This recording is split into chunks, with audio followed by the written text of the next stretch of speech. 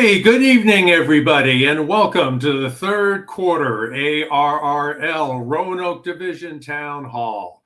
I'm the Vice Director of the Roanoke Division, Bill Marine, N2COP. We have a very special program tonight, and I hope you'll stick around because it is going to be chock full of useful information, and we'll also address one of the most salient issues of our time. Relief of antenna restrictions. But first, let's introduce everybody that you'll see tonight, including your elected officials in the Roanoke Division, our director, and our 4 section managers. First, do we have Dr. Jim Boner? And how is everybody? There he is. Good to be here. And Bill, thank you very much. Thank you, Jim. Good to have you coming in tonight for your home QTH in South Carolina. We appreciate that very much.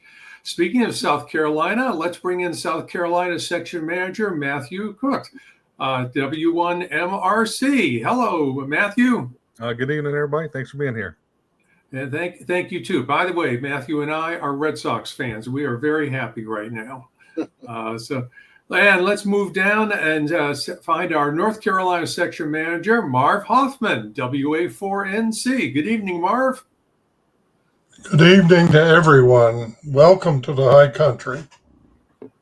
And they're at 3,700 feet. I'm just getting a nosebleed even thinking about it, Marv.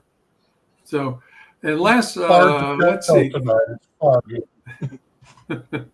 We have coming to us from West Virginia, Dan Ringer, K8WV. Good evening, Dan. Good evening, all, and welcome to Almost Heaven. So I guess that would be higher than North Carolina high country, I think. Good to have you on board. And last but not least, Virginia Section Manager, Jack Smith, KE4LWT. Jack, good evening to you. Good evening, everyone. Good to be here. Hope this proves to be as informative as I think it will be. Thank you. All right. And we'll be hearing later from the section managers and what's going on in each of the 4 sections inside the Roanoke Division. But first, we have a very special guest tonight joining us. From Texas is John Robert Stratton, N5AUS. John is an attorney in Austin, Texas. He's also the West Gulf Director for ARRL.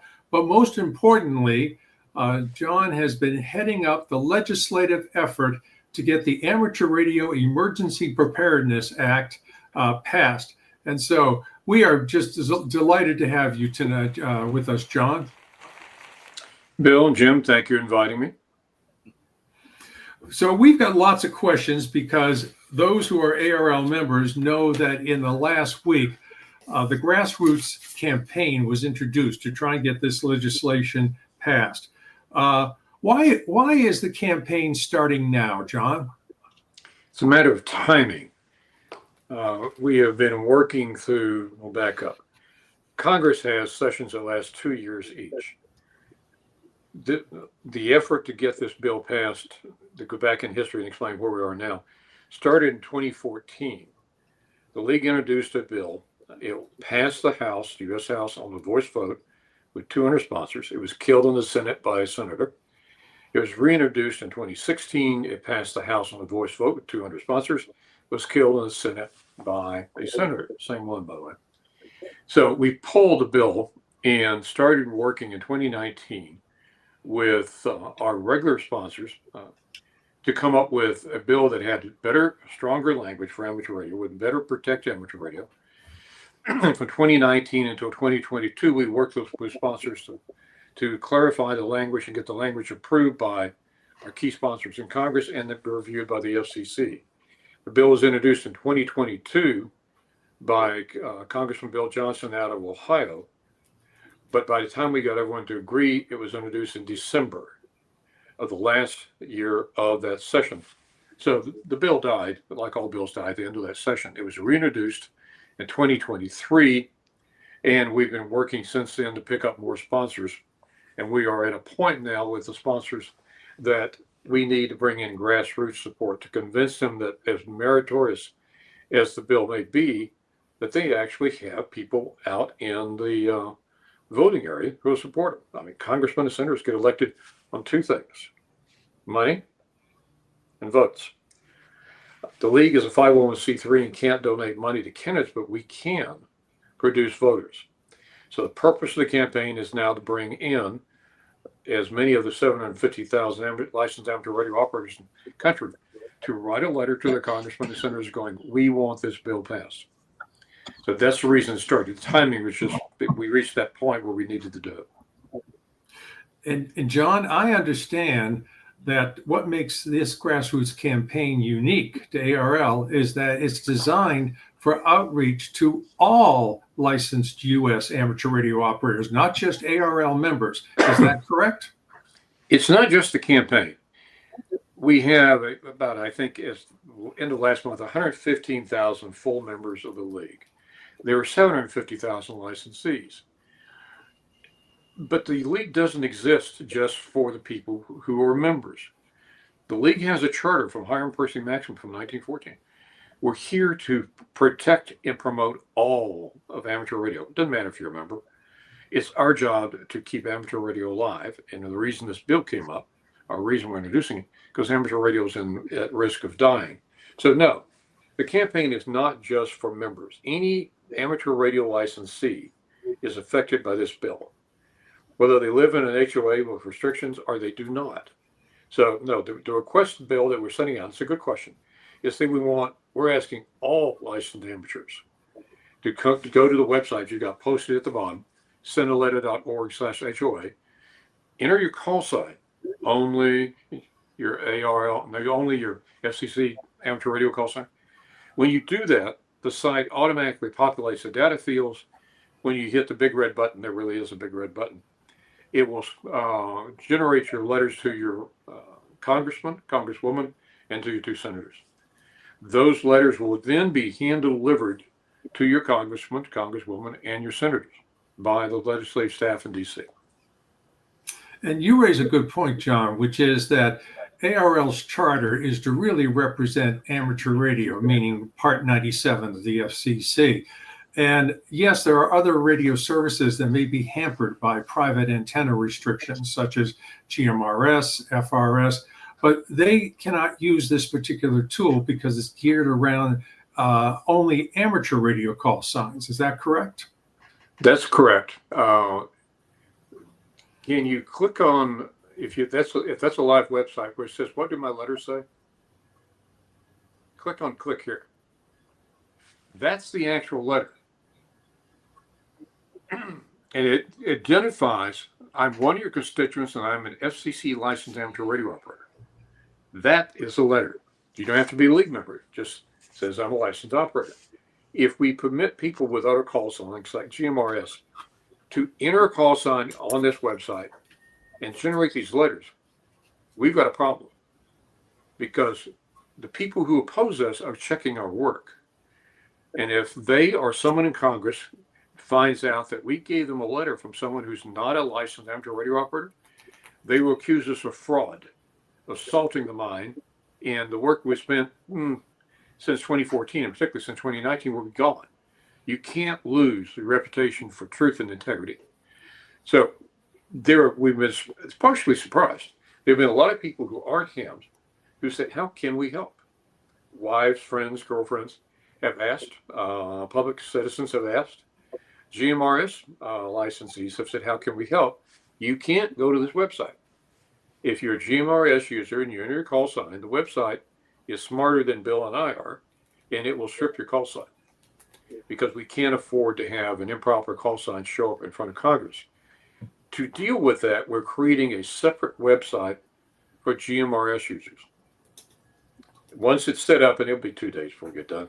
Once it's set up, anyone with a GMRS call sign can go to that website, enter their call sign, it'll populate the fields, identify their congressman, their senators, and there'll be a letter just for them. It says, it won't say I'm an amateur radio operator. It will identify them as supporters of amateur radio. We're also setting up a Spanish language website. We've had requests from our members in licensees in Puerto Rico and some other states, could we give them a Spanish language site?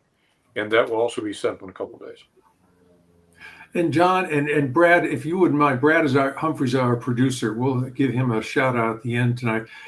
What the folks are seeing now on the screen is for individuals who wish to make their wishes known to Congressman. There's the other part of the campaign that clubs and groups are also encouraged to reach out. But that's a slightly different process. Slightly, but let me explain it. There are 2,900 clubs, affiliated clubs in the United States. There are even more than that are affiliated. What we've learned from talking to people in Congress, as much as they want Dan Ringer's letter or Mr. Hoffman's letter, they also like hearing from groups, and clubs represent groups. They may be 5, they may be 500. We've got some 500 plus clubs in this country. So what we've decided to do is ask each club to generate a letter and deliver it to us, and we deliver it to Congress, because that represents a group. You get people from Virginia, West Virginia sending in their letters, but we give them letters from the clubs in Virginia, West Virginia going, hi, these people want to do this. We have been distributing the instructions and the draft letters for the clubs to use through the section managers and through the directors. To make this easier, we're setting up another website. It will go live probably tomorrow, the worst case 2 days from now. And it will have all the instructions for the clubs and the letter. The letter is a version of the individual letter, and it's drafted to reflect that it's coming from a club in that congressman or senator's area. I've got one more procedural question, John, before we get into the real content of what the purpose of the bill is. And that is there a deadline in this campaign? 6 weeks ago. The serious answer is no. This campaign, the letters that we're generating will be to start delivering to Congress in about a week. It's a huge coordination problem because what we've represented is we're hand delivering them. If everyone in the country wanted to mail a letter to Congress, go ahead. That letter's going to go to a facility, I believe, in Virginia. It's going to be tested for anthrax and everything else. It takes 6 weeks minimum, and then it goes to Congress, and then that will go in a steady state. So we couldn't control getting a volume delivery of letters. If you send an email, welcome to the 5 million emails I get every week. Those emails would get lost. So in order to get across to congressmen and senators that there really is a group of people who are important to the nation and who want this bill passed, we're hand delivering the letters. Give you an example of the impact of this in 2014 to 16, when we had the old ARRL bill. We were generating letters by having Bill Marine go to a Hamfest or club meeting with a laptop. You'd come up, enter your information. He'd print a letter, you'd sign it, and it would come to our legislative teams. That was slow. We managed in the best year to generate 30,000 letters. Using the modern technology in this website, we generated 30,000 letters to Congress in 24 hours.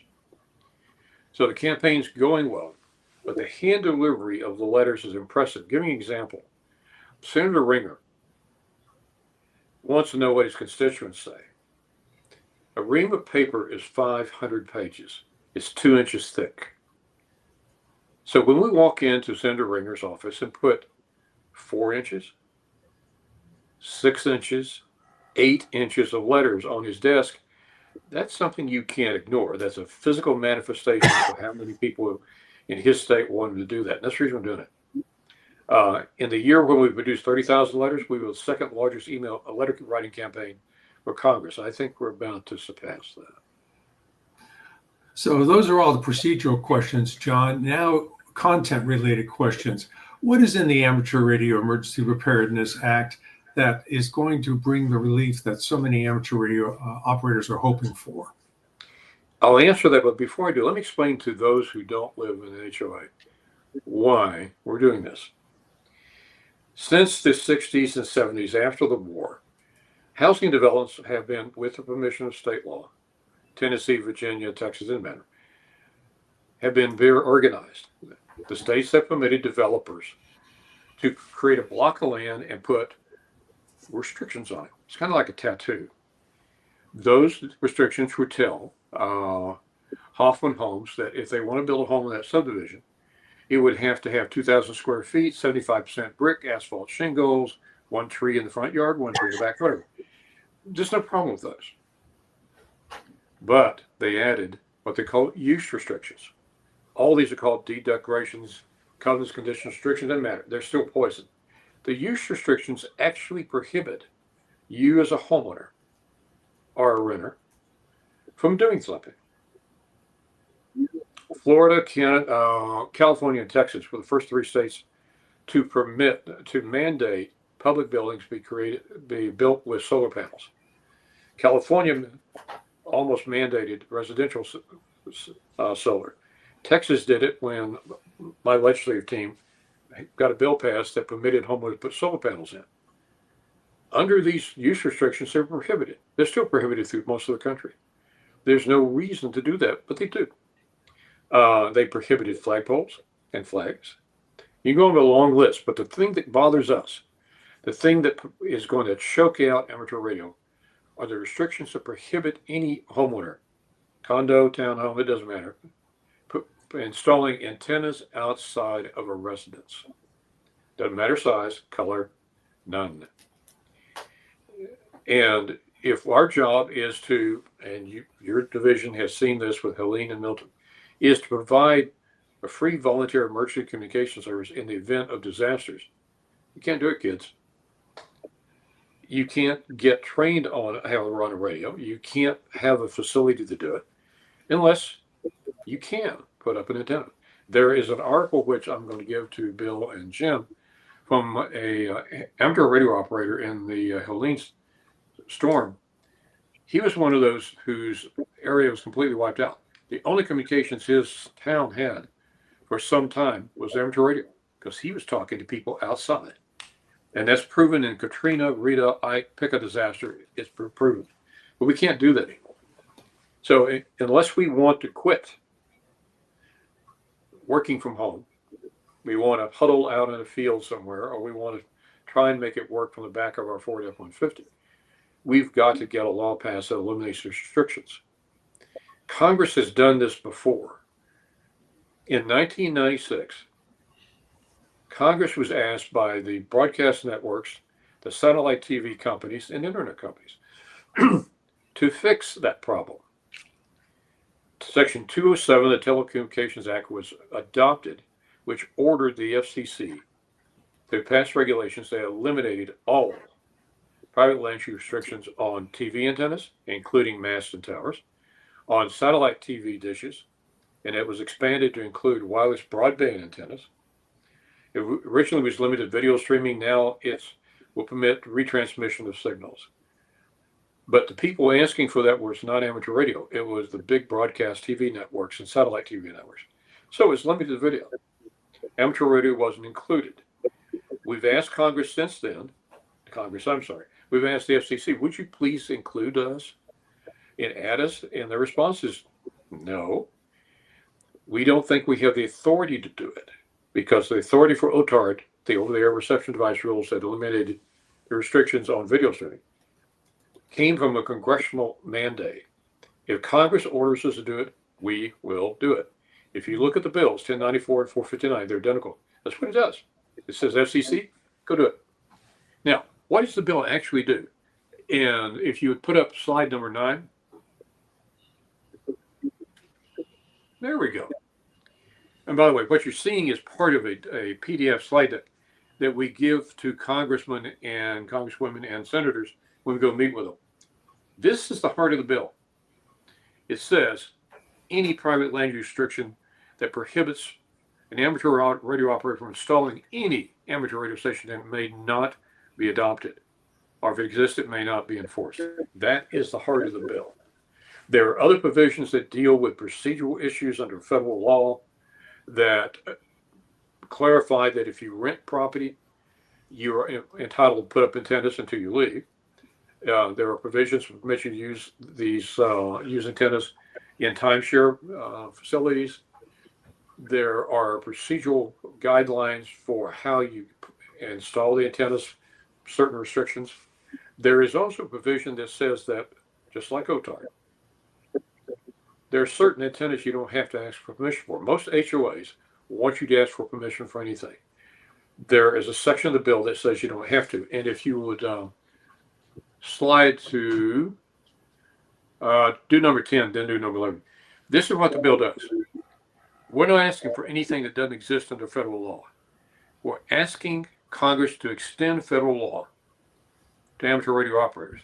How can we say that? Look at that. That is a legal tower and antenna in the backyard of a home. I think it's in Massachusetts, but I could be wrong. Why is it legal? Because under Section 207 of the Telecommunications Act, the OTAR rules state that you may put up a TV antenna and tower, or you can put it on a mast, put it on the roof, doesn't matter. You don't have to ask for permission. There's no limit on number or height. If that is a legal TV tower, and it is, and anyone on this call with an amateur radio license puts the same thing up and tells their HOA, or they find out you're an amateur radio operator, Dan Ringer and I will make money because you're going to get sued, and the HOA will win. Now, if it's permissive, if that is legal, why isn't it legal for us to do it? Makes no sense that we can't. What else is legal? What else are we using to engraft amateur radio onto it? Do slide 12. It's not like dishes. If you live in a subdivision outside of a major city, these things are like roaches everywhere. If you put that up, you don't have to ask for permission. You can have 5 of them. You can paint them pink. It doesn't matter. There's no question. This one's been modified. Take a look at that. Modified to work on UHF. If your HOA finds out that that is an amateur radio antenna and not just TV, they will sue you. Dan and I get to make money because we're going to defend you, and you're going to lose. So if that's legal and it causes no harm, it's a benefit to society, why can't amateur radio do the same thing? What other federal law are we extending amateur radio? Go to the next slide, please. That is a freestanding 33-foot flagpole in the backyard of a Nashville, Virginia subdivision. It's a flagpole. When the homeowner asked for permission to put it up, the HOA said, sure, it's great. We have 5 in our others in the neighborhood. Go. Then he amended the application and said, oh, by the way, it's a dual use flagpole. That is an amateur radio antenna and a flagpole. It's working flagpole. They threatened to sue him. They were persuaded to back off. Congress in 2005 got tired of people, or cities and counties and HOAs, telling citizens, everyone on this call, that you can't display the American flag. So they passed the 2005 American Right to Freedom to Display American Flag Act. And it says simply, you may not prohibit the display of the American flag.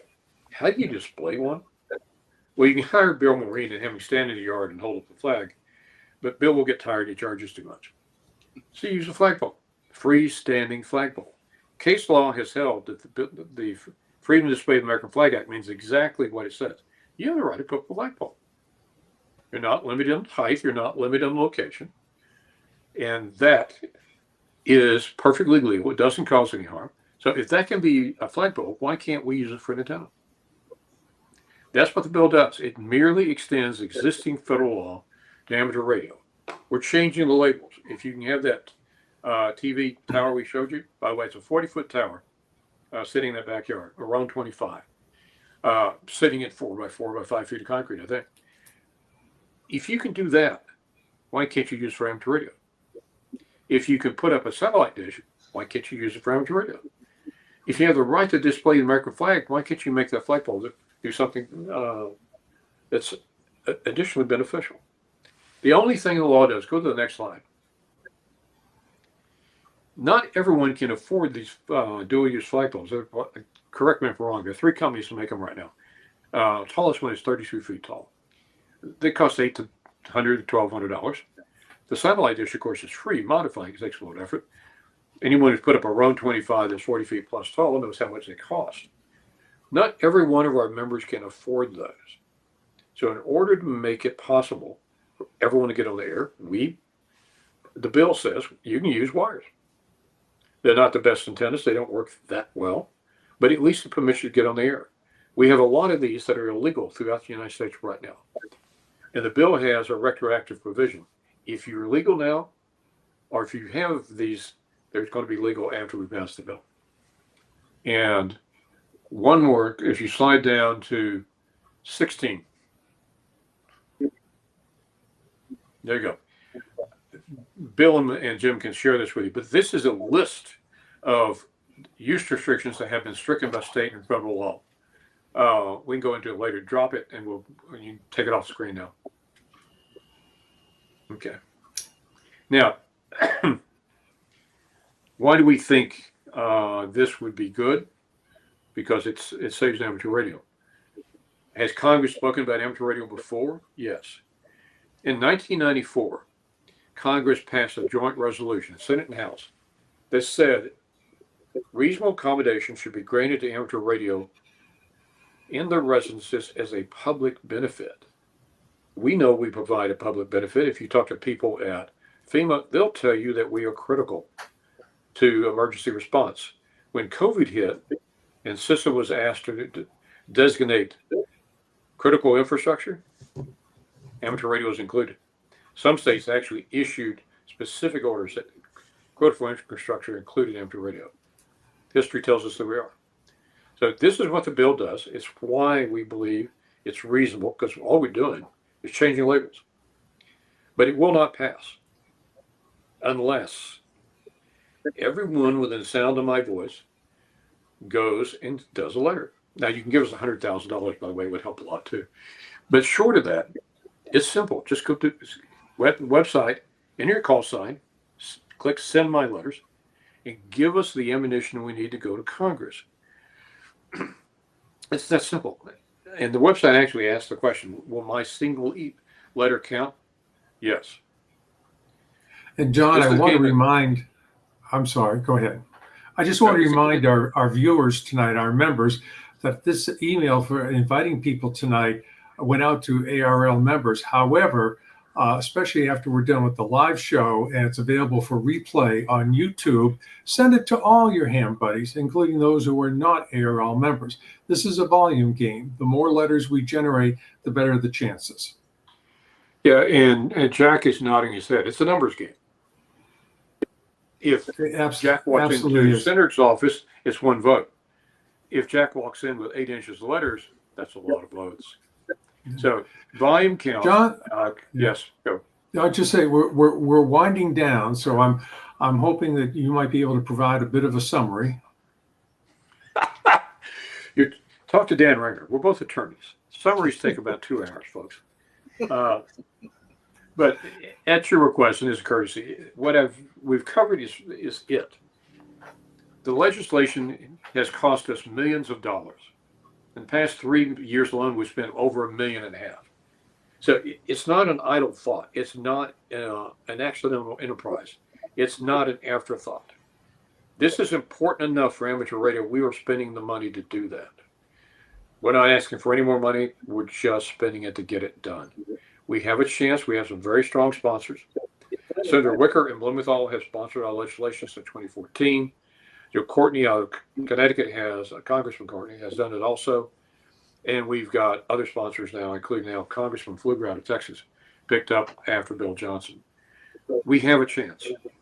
No matter how hard any of the people on your screen on the left-hand side work, we can't get it done without your support. You don't have to be a member of the league. You don't even have to like Bill or Jim. You just need to go send a letter. Ask your friends who aren't league members. There are more non-league members than there are league members. And we're doing it not just for the members, we're doing it for everybody. So if you've got questions after this is over, you can contact me, N5AUS at n5aus.com. You can talk to Bill or Jim or your section manager. That's where we are. That's the reason we're here, and that's the reason we're asking go send the letters. John, we hold these seminars, these workshops to 1 hour, so I'm going to give you the virtual hook. However, this has been a magnificent presentation and a great overview, and I've got to give you a tip of my hat, along with everybody else, for your dedication in moving this along, and I certainly hope that we will get the response necessary to prevail. Let's hope so. But thank all of you for permitting me to show up and discuss the bill. All right. Thank you very much. John Robert Stratton, N5AUS, West Gulf Division Director for ARRL, but most importantly, the gentleman spearheading the grassroots campaign for the passage of the Amateur Radio Emergency Preparedness Act. John, we're just absolutely flattered to have you this evening. Thank you so much. I don't know if that was applause or rain. That was. And John, you're welcome to stick around, by the way. Thank you. Yeah. At this point, we turn over to our section managers. So all 4 section managers can let everyone in the division know what's going on in their respective states. Tonight, we're kicking off with the Palmetto State. And with Matthew, you've got the South Carolina Section Convention coming up this Saturday. Yes, that's true. But I do want to echo Bill. John, thank you for presenting tonight for us and everything you're doing. And like I said, hopefully we'll get some positive progress. But yeah, as Bill was saying, the Rock Hill Ham Fest, which is the section convention, is coming up this Saturday, October the 4th, 8 to 2. So definitely, feel free to come on out. Love to see as many people as we can to get out there. It's put on by the York County Amateur Radio Society. So thank you to YCARS, Theo, and everybody that's been helping him get it together. Always a great showing. Like I said, I'll be there with the booth, and our section emergency coordinator, Robert Webster, will be there as well. So if you have lead questions or Aries questions, come by the booth, talk to us. Be glad to see you. So looking forward to that. Also, there will be some forums a little later, about 10:30 or 11. They got a VE session that morning. So after the VE session, so like I said, we'll do a little presentation in one of the rooms. So definitely hope to see everyone out there. And then good news is, following that weekend, the Dutch Fork Amateur Radio Group in Little Mountain, South Carolina, is doing their first swap meet tailgate, hoping to make it an annual event. So come out to that as well if you're in the area or feel like traveling. And then also, New Year's right around the corner. Already looking forward to Greenwood's release their date for the Gars Fest, January the 10th of next year. So we'll be wrapping up this year soon, and already looking forward to Greenwood coming up at the beginning of the year. I know a lot of y'all have already heard a lot about the Year of the Club coming up next year. So I do want to say, love to see as many clubs participate in that as possible. Please make sure your information is up to date on the ARRL website on the Find a Club. If you are not listed, you're not affiliated, or your affiliation has lapsed due to not updating your annual report. So please get with Carl, W4IXI, Whiskey 4 India X-Ray India, or myself to get your annual report updated so we can get you reactivated back on the website. Or if you've never been affiliated, definitely get with Carl or myself, and we can help you through the steps of the application to get you affiliated. I'm definitely, after the Parks on the Air event years ago, Volunteers on the Air a couple years ago, definitely looking forward to the club event coming up. And actually, Bill, that's pretty much all I have. Just looking forward to Hamfest and hope to see a lot of y'all out there. Okay, thank you, Matthew. You have not mastered the word of next year, which is semi-quincentennial. Yes, I was going to leave that one alone.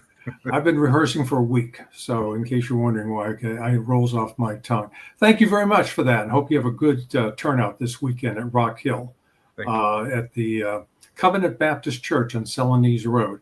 All right, let's move to the Tar Heel State and Mr. Marv Hoffman, WA4NC. Marv, what's going on in the great North State? Marv, you there? Brad, can we bring Marv in? Marv is there, but he's not there. Apparently, the Okay. fog has messed up his internet. All right. We did have a couple questions from the chat for John Robert. If you wanted to slide that in, maybe Marv would come back. Yeah, let's do that. What questions for John Roberts, since he's still with us? The answer to the question, Scott, is there's no deadline. The first batch of letters will be delivered in about a week to Congress. It's a huge undertaking, but we'll start delivering the letters in a week, but we won't stop.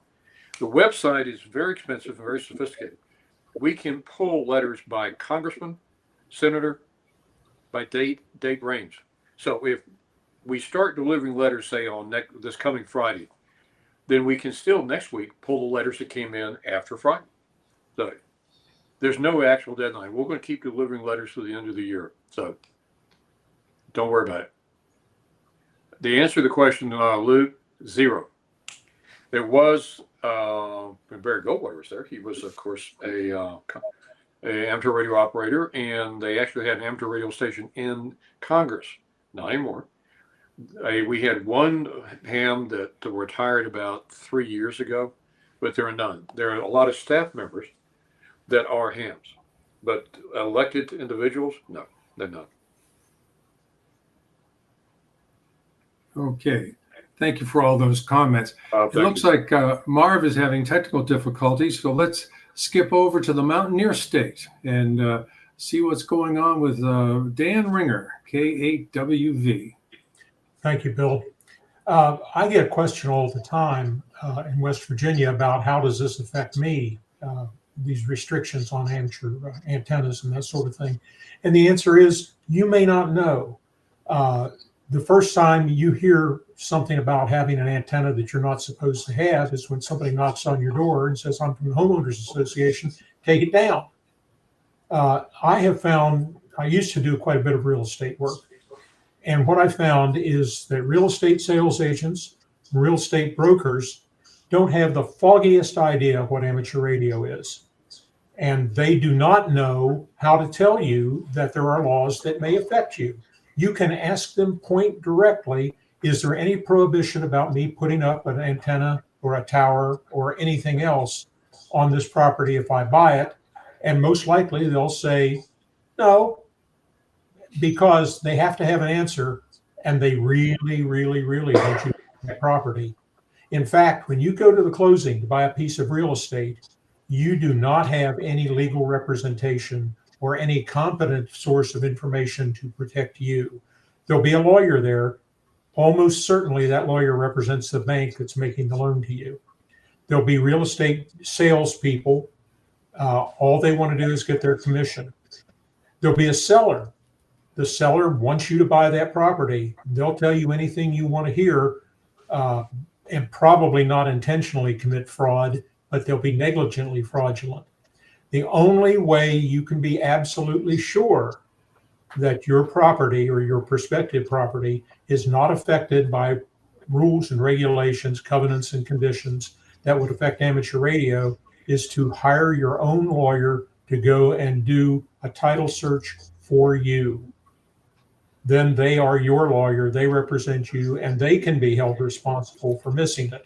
Why is it so difficult? Because in different areas, we have different rules for doing a title search. How far back do we look to see when people were doing what they were doing and what they might prohibit? The house I live in right now was built in 1908. It's a lovely old house, big house, but I can't have hogs. It's written in the chain of title to my property that I will not have hogs, and I think maybe also chickens. Chickens are real popular these days in West Virginia in your yard, but I can't have them, and I can't have hogs. How do I know that? Well, I go back 100 years in the title. Each time the property sells, there is a copy of the deed recorded at the courthouse. And in those deeds, sometimes it says you can't have hogs. Sometimes it says you can't sell the property to a member of the Italian race. I've seen that. And of course, racial minorities were prohibited in many, many properties. The Supreme Court of the United States has declared that to be unlawful. They can't do that anymore. But they can still tell you you can or can't have hogs. And sometimes it just says this property is governed by the covenants and conditions of the upper colon homeowners association, or any homeowners association that incorporates or refers to this property. And that invariably is a separate document. And you have to be on alert to go look for that separate document before you find out. Now, it may be that the homeowners association itself says you can't sell a piece of property in this division without giving the owner or the prospective buyer a copy of the covenants and conditions so that they can read through it. And that's terrific if they give it to you. But if they don't give it to you and you buy the property and then you find out it's still those covenants and conditions exist and the secret rules and regulations apply to your property, what are you going to do? You can file a lawsuit. And as John said, he and I will make money over that because lawsuits are expensive. They take months, if not years, to bring to fruition. So this is a very, very delicate thing.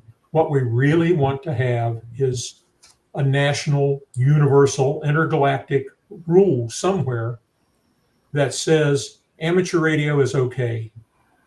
And invariably there'll be a statement of reasons associated with the bill that enacts whatever the law, rule, or regulation might be, statement of intent.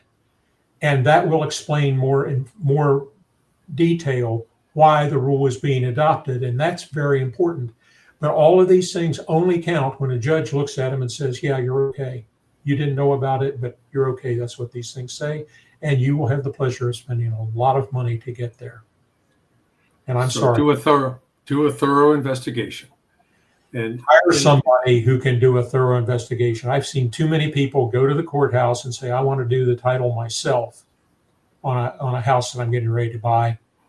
Bad. Many Supreme Courts, including the one in West Virginia, has literally said the person who represents himself has a fool for a client and a fool for a representative or lawyer. They've said that. It's written in court opinions all over the nation. And take it for real. When I bought my house, I hired a lawyer to do the title because I was only I want to buy this house. And you raise excellent points of doing diligence. My only sadness out of this discussion with you is that you're not allowed to have chickens, and I wish there was a way that you could cry foul. It was a foul rule.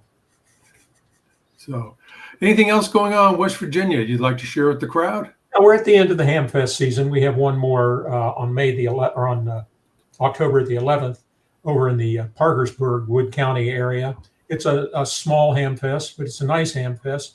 And I would encourage anyone who has still got the Hamfest bug to get over there. There are going to be bargains aplenty, I'm sure, and there'll be some forums to take up. And I plan to go, and I'd be happy to talk with you about all this. Okay, good. Thank you very much, Dan. And last but not least, the Old Dominion State. Jack, tell us what's going on in the Commonwealth.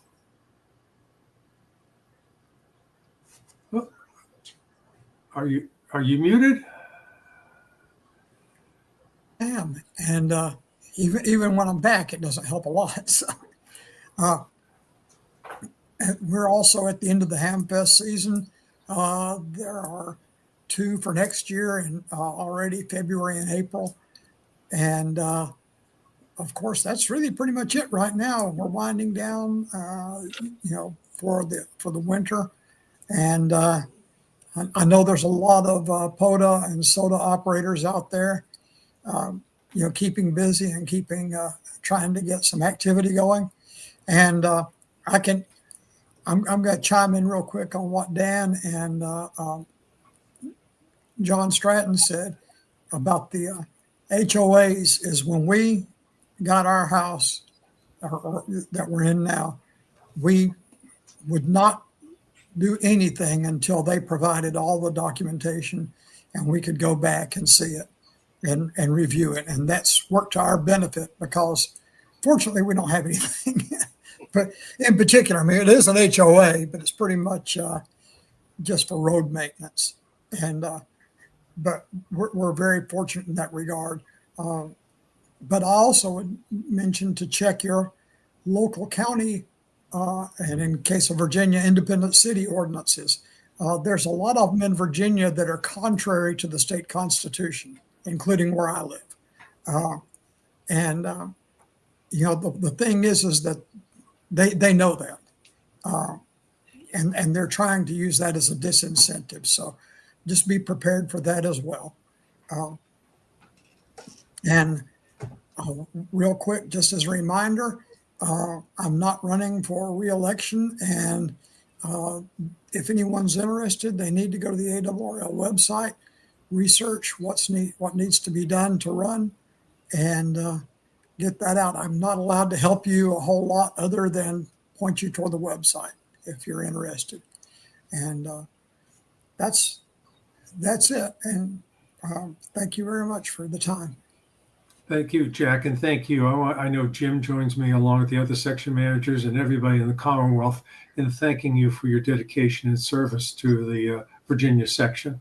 And we wish you all the best going forward. All right. The anchor man on tonight's relay is Dr. Jim, the division director. Jim, you had a couple of things I think you wanted to share to wrap things up tonight. Well, first of all, I'd like to thank my fellow director, John Robert Stratton, for coming on, and also his diligence in working through all of this. This has been quite an arduous procedure, and it's gone on for so many years, but we're finally bringing it to fruition, and I thank him very much. Bill, I also have to thank you for all that you're doing for the Roanoke Division Town Hall and emceeing, because you do an excellent job.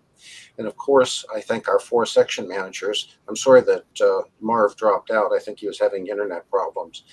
But thank all of you for your hard work. And Jack, I know that you're kind of in a place now that you do need to step down, but I thank you for all of your dedicated service. Well, I wanted just to mention a few things, and that is, I live on a postage stamp downtown spot, and I did what our 2 attorneys said, and that is that I hired an attorney to go through a title search, because even though I'm not in a technical historic district, I'm kind of in a side historic district, and I just had to make sure that I was going to be able to put a tower, and that worked out for me very well. The other thing that I usually will tell people, they say, well, if you want to do amateur radio, you shouldn't buy an HOA. Well, that's kind of a ridiculous statement, because hams aren't selfish. They buy their homes for the school district they're going to be in, how close they're going to work, and a good living situation for their wife and children, or husband and children. So when they say to me, well, I don't live in an HOA, I said, you very well might, because I've known so many people that have got old to the point that they want to live with their kids or live in an area where their kids are, so that they can get a little bit of assistance, and they might have to end up in an HOA or a senior living situation. So this really applies to everybody. It may not apply to you right at this point in time, but it will apply to you at some time, possibly in the future. The few other things I wanted to say, I wanted to bring up a gem. I just saw something on the screen that talked about the Shelby Hamfest. Funny thing happened to me at the Shelby Hamfest, and it wasn't at the Hamfest, is when I was in the room, and it was about 11 o'clock, and I noticed that our CEO David Minster was going to give a talk on DX Mentor, and this was on the August 28th ARRL letter. Please look that up, and please click on that link. If there is anything that you want to know about what's going on in the league, I started watching at 11 o'clock, and I was just going to cut off after about 10 minutes. I watched the entire 2 hours. That is a rare gem. So please go ahead and look at that. And the other thing I wanted to say, Bill, is we have an excellent Roanoke Division newsletter that came out with all the information that's going on in the Roanoke Division, as well as all of the contests, all of the new things that are going to be coming for the year of the club next year in 2026. And there's another gem I would like everyone to look at, and that's Radio Alpha. The league now has a historic website which I spent an hour or two on last night, where basically their idea is to get every rig that they possibly can get on there, show it from several views, a schematic, and I guess eventually an operating manual. It has been a huge effort. So I went back and looked at every one of my old pieces of equipment, and pretty amazed. Some of them were in good condition, some of them weren't, but I think it is a great resource. So again, thanks to all, and Bill, I'm going to turn it back to you. Thanks, Jim. And I know you'll be at the Rock Hill Hamfest, the South Carolina State Convention this weekend in Rock Hill. Yep. So, hey, we're getting close to the top of the hour. So before we lose the time, a couple of things. I think we need to give a big shout out to our producer, Brad Humphreys, AE4VJ. Brad, come on camera, would you? There, come on, get yourself big. Don't be shy. There you are. Are you happy now? Yes, and thank you for your stellar work. These productions are. Yeah, I know. Look at the time. We got to go. But so. Thank you very much. And also one more thing. This week marks 1 year since the ravages of Hurricane Helene in really many states, not just North Carolina, although North Carolina took the brunt of it, but so did Virginia, South Carolina, and so did Georgia and Tennessee, which aren't even in our divisions. But right now, because of the stellar work that was done at the Mount Mitchell repeater, 14519 in Mount Mitchell, there is a special event station this week, and you can connect to it by Echolink. So if you'd like more information, I'd like to just chime in and thank all the people that did that heroic work. Go to the special event station on QRZ, N2G, November 2 Gulf. They're going to be on through this Friday. And once again, I want to thank John Robert Stratton, N5 AUS, for joining us tonight.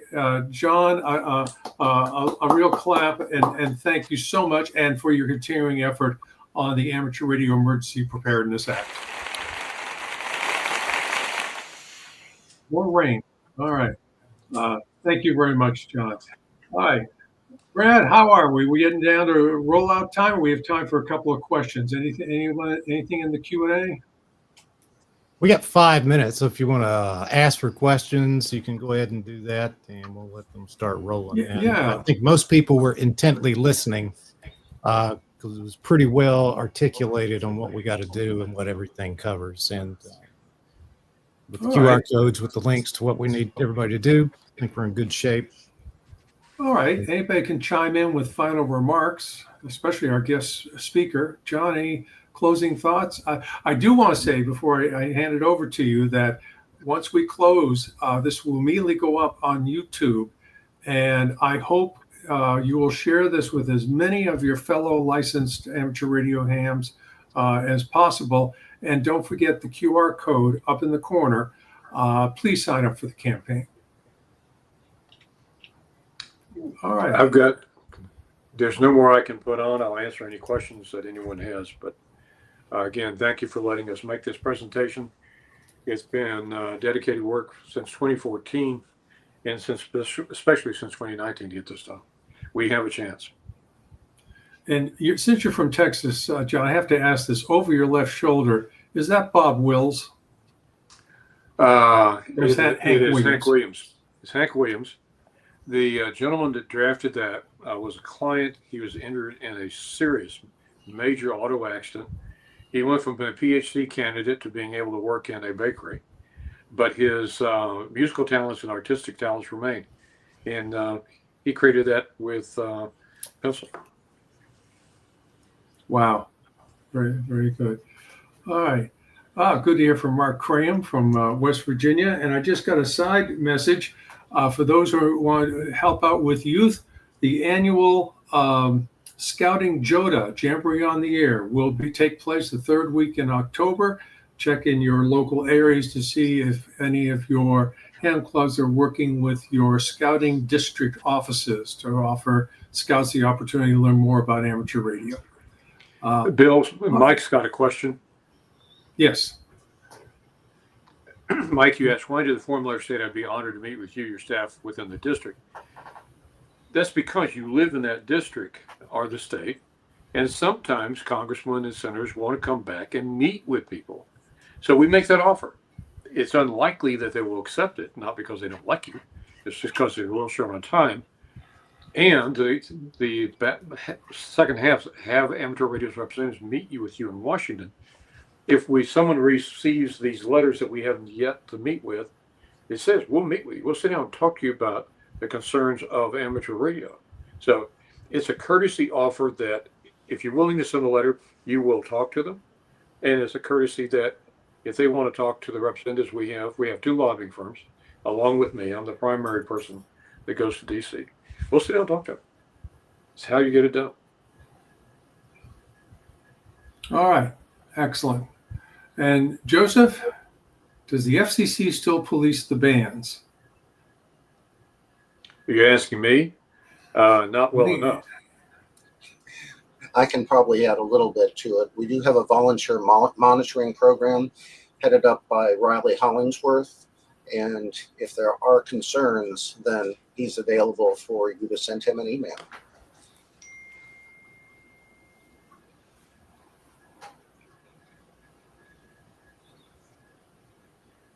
There's the JOTA information.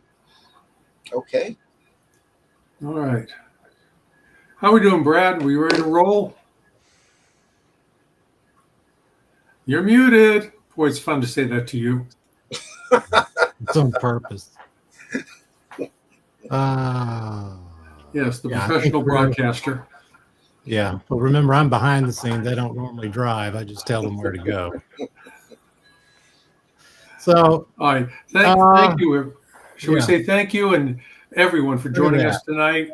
And we will be back probably the last week in December with the fourth quarter report of the Roanoke Division Town Hall. Get out to a ham fest, get on the air. Thank you, everybody. yeah, you guys stick around. 73.